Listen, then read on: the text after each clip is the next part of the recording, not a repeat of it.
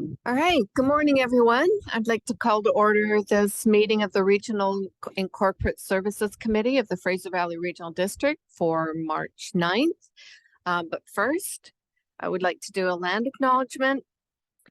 By recognizing the homeland of the 30 First Nation communities of this area, we now call the Fraser Valley Regional District, where we live, work, and learn.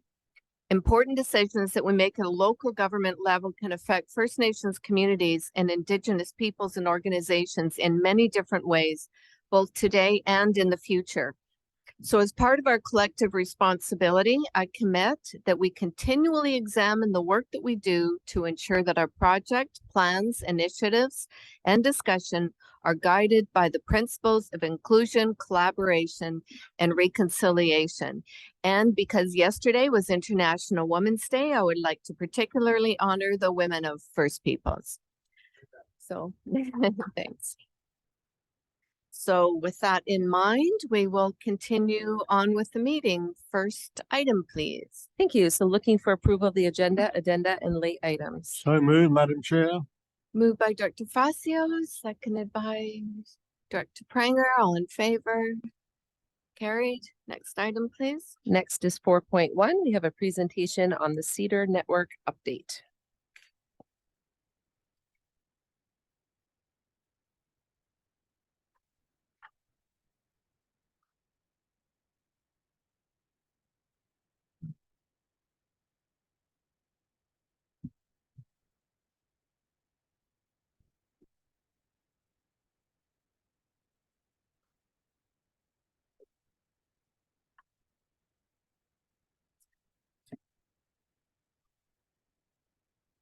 Please go ahead. Sorry. Thank you. Yes, good morning, everyone. My name is David Urban. I'm the Manager of Integrated Planning and Engagement here at the Fraser Valley Regional District. And within my portfolio is the Indigenous Relations component. So I want to take a moment to provide an overview on the CEDAR network. It is the Community Education Data and Resource Network. From here on in, I'll call it CEDAR. It's just a little bit easier that way. And the reason to do so is just to bring to your attention this resource that we have for staff, for yourselves, for municipality staff, because it's a very powerful tool with all this information consolidated in one place. You see on the screen before you, there are 8 components to this, and I'll quickly walk through all 8 for you just to provide an overview. I'm going to begin with the map section. And here, you can select in and look for a community. So I'm going to use one for example. Let's see. Let's try Sumath. And if you're interested, you could click on where is their office located. And using the Google Map platform, you can see exactly where they are. As well, if you'd like more information, you can see which reserves are applicable to them. Well, they have only one. Here it is. As well, some First Nation communities are affiliated with tribal councils. And again, you click on that, and it provides that kind of information. All the communities within the region and a few beyond are listed in this map feature. Most of this information crosses between the different tabs. So I'll use Sumath as an example of how this works. So dive in. Whoop. Sorry there. It's a challenge from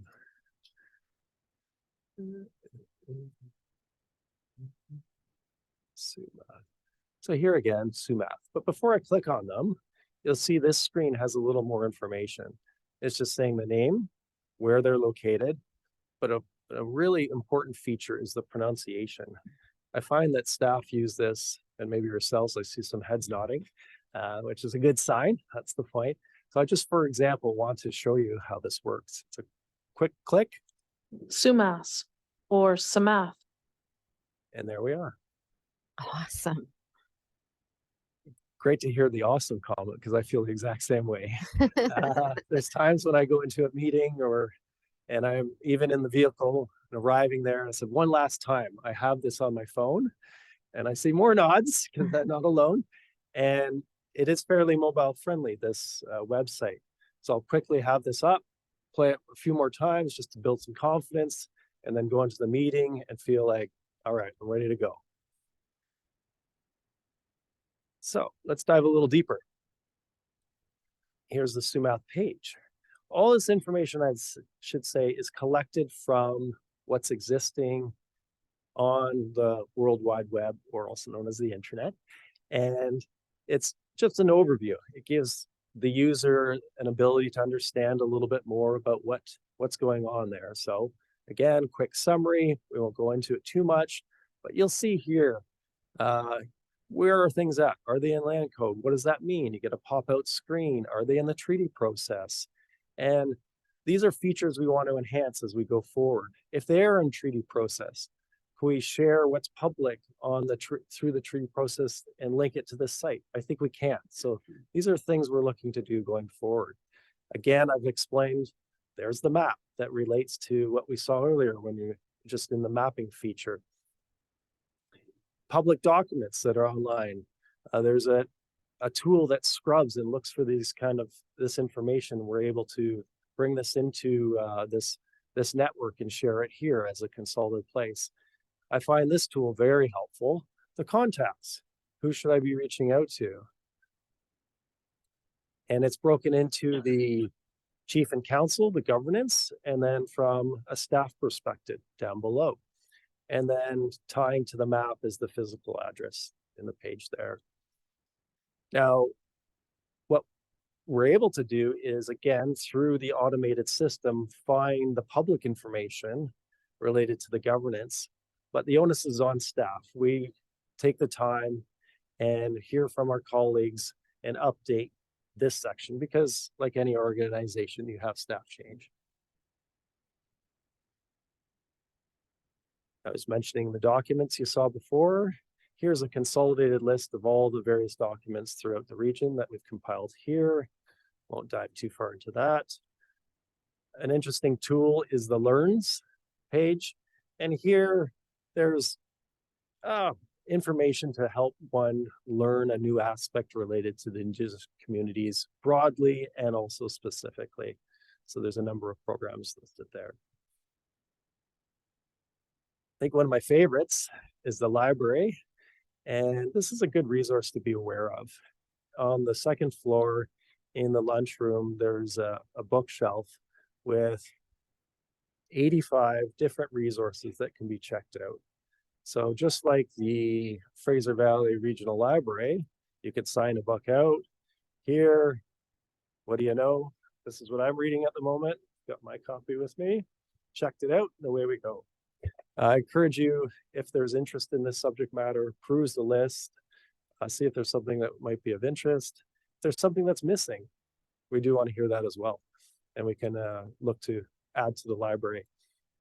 So there are no late fees, but I, having administrative privileges, will be checking and following up with those that are in arrears, we'll say. We also have a section, just some interesting articles that are on here. Those who want to, again, go digital instead of using the library can use that. And then a glossary of terms.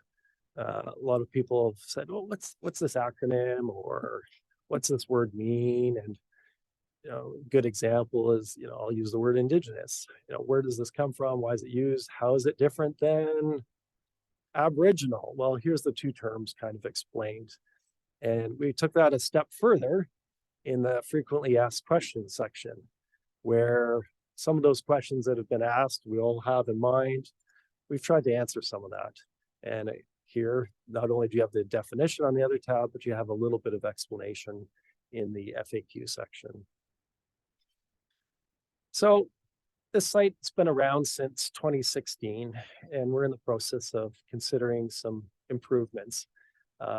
Hearing from users, there are things such as the ability, if you're working on a project, it would be amazing to be able to put a pin on one of the maps and then see which areas of interest for First Nations you should be engaging with. A function like that would be Excellent. There's back end work that needs to be done. Being the administrator, seeing behind the scenes, all those who have registered, I can just get that information, but I can't allow you as a user to update information. Say there's a change in an email, you'd have to re-register, and I think we could improve upon that. So there's some functionality, maybe layout design could come in, but what I hope is that I hear from the users and yourselves on improvements that you'd like to see, because it is a collective shared resource, and together we can make it better. And on that, I'll end my talk. Wow, thank you, Mr. Urban. A very, very impressive piece of work. Thank you very much. And you know, it might be, you know, something on a website, but it will really help with relationship building, because the key to relationship building is understanding. And it's a show of respect if you're going to someone else's community to demonstrate that you understand what they're all about, and that you know something about them and their community. It's respect. So this will really help all of us with our relationship building. So thank you for this, and to all staff who had a hand in it. Are there any questions or comments? No? Director Vassio? Thank you, Madam Chair. Very appropriate program yesterday at the Let's Smart C2C. One of the ideas that's coming forward is to begin to learn more about the First Nations and their culture and background, and we were at the Shem Reserve for this one. So this is I'll be speaking through the CAO later to arrange for you to come and do a presentation for us in Harrison. I think it'll be terrific to do this, especially with our association with the 5 First Nations in that area. I think a great program. And if it's possible, before you click it off, I would like to hear the correct pronunciation for Stahelis. Oh, Okay. Let's see.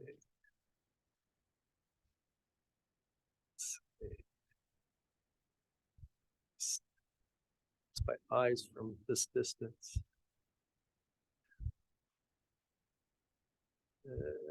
There we go. Okay. Stahelis Thank you. or Chehalis. Thank you. You're welcome.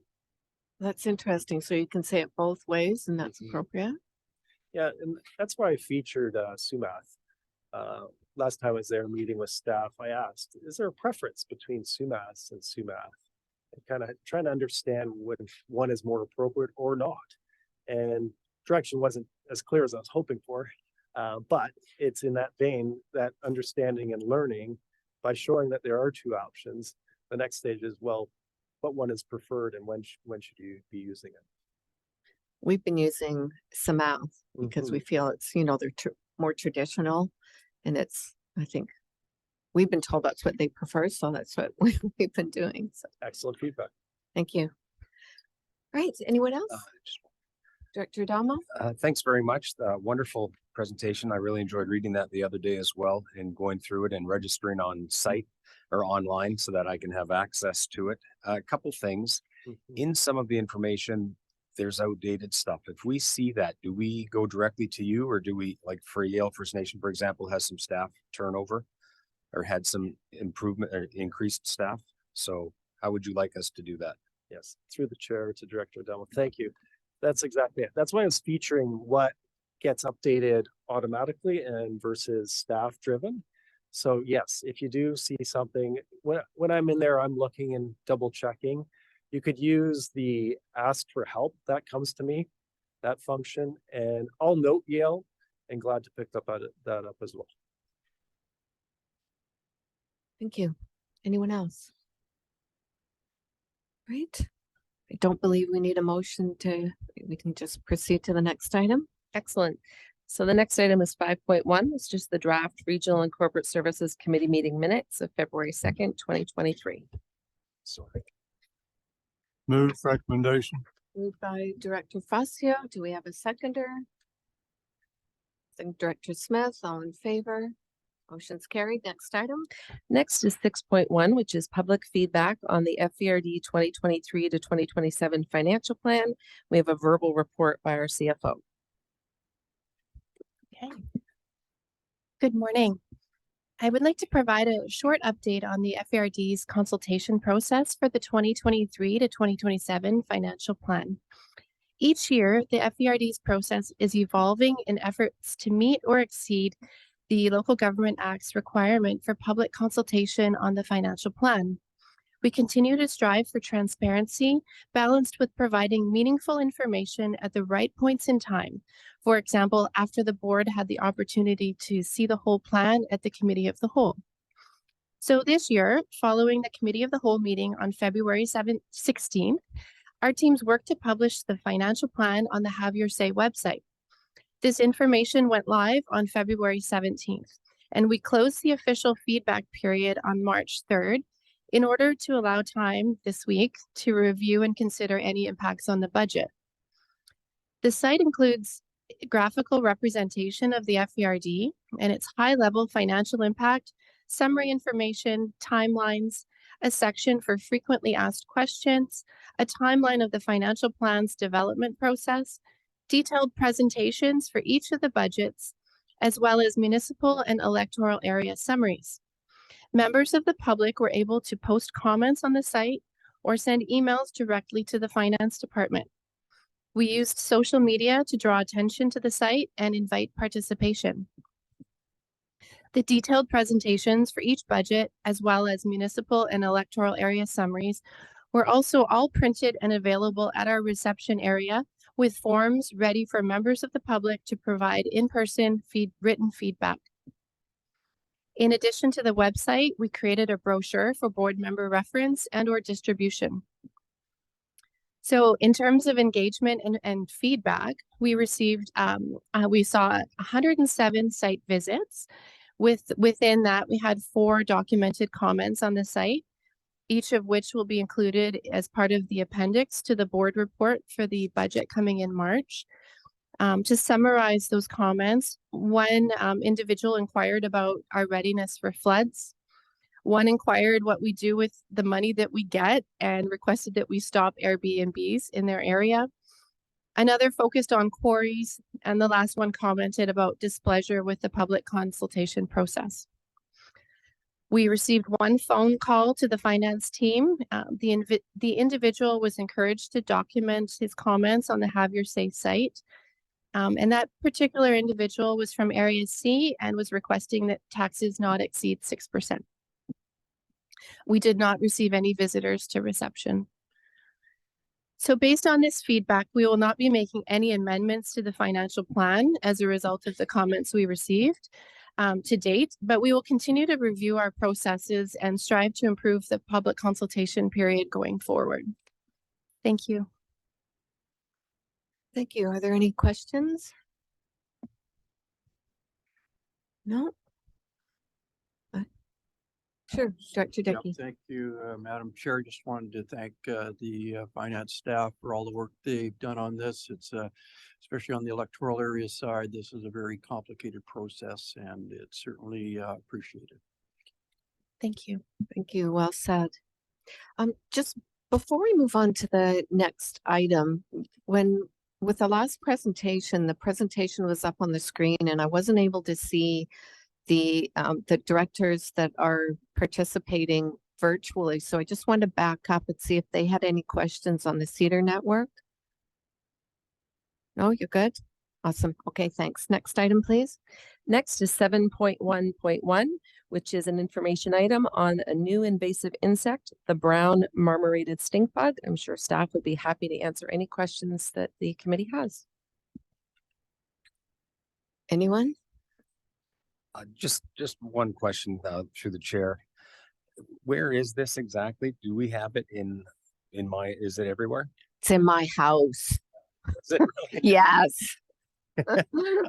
Well, maybe Come to it's, my house. maybe it's too cold at my place. I don't know. Just wondering. I think Mr. Lilly would be able to answer that question. Yeah, thank you. Through the chair. This insect has pretty much become pervasive throughout the entire region. It's throughout Metro Vancouver, it's throughout the FVRD. We don't know specifically, there's probably communities where it hasn't been observed yet, but it's probably there. It just probably hasn't been observed if it isn't there, and if it isn't, it will be there soon. It's very common in most of the communities, at least in the low-lying areas. It takes shelter, cold winters, things like that, help prevent increasing populations, but it is really adept at moving indoors during wintertime and finding shelter. So it is very common. I was curious to read that spiders are a natural predator. It doesn't respond to any kind of pesticides with spiders. So my husband, who hates spiders, might be happy to hear that little tidbit. But I did read, when I was trying to research how to get rid of these little critters, one of them said, do not hurt them because they send out this pheromone to all their buddies who will then come to the rescue. Are you kidding me?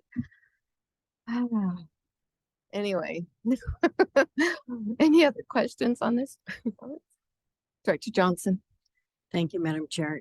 Just a comment, just for your information, they are residing in North Bend and Boston Bar. I had the pleasure of meeting one yesterday in my house. And for those of you with dogs, just FYI, dogs seem to adore playing with them. Oh, well, send your dog over because mine doesn't care.